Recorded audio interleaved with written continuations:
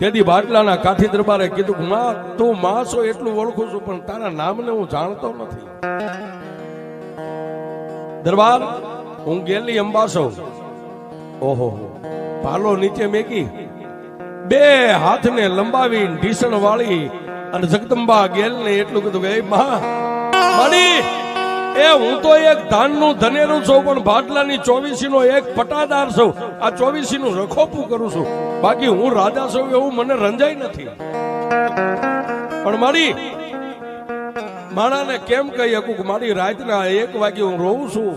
એનું કારણ એક જ છે કે રાતે દરરોજ આ રૈયતનું પટાપણું કરવા નીકળું ને, રૈયતના ઘરે ક્યાંય નાનું બાળક રોતું હોય ને, એ બાળકનું રોણું જોઈ અને બાળકનું રોણું સાંભળીને મારી આંખમાં દડદડ આહુડા પડે છે. દરબાર, એ બાળક રોવે અને તમારી આંખમાંથી આહુડું પડે એનું કારણ કે મારી મારા ઘરે શેર માટીની ખોટ છે. હું કોને કહું મારું દુઃખ? તેથી એ મારી ગેલી અંબાઈ એટલું કીધું કે દરબાર, તમારા આંગણે શેર માટીની ખોટ છે, ખોટને હું ભાંગી નાખું તો તમે બદલામાં મને શું કરી દેશો?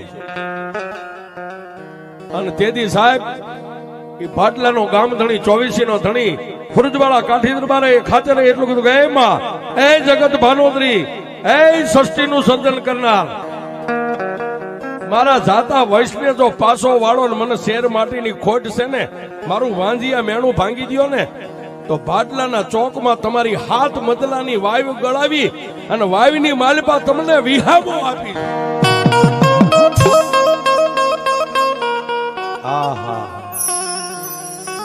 દરબાર, બાટલાના ચોકમાં મારી વાયુ ગળાવશો કે? હા, મારી વાયુ ગળાવીશ.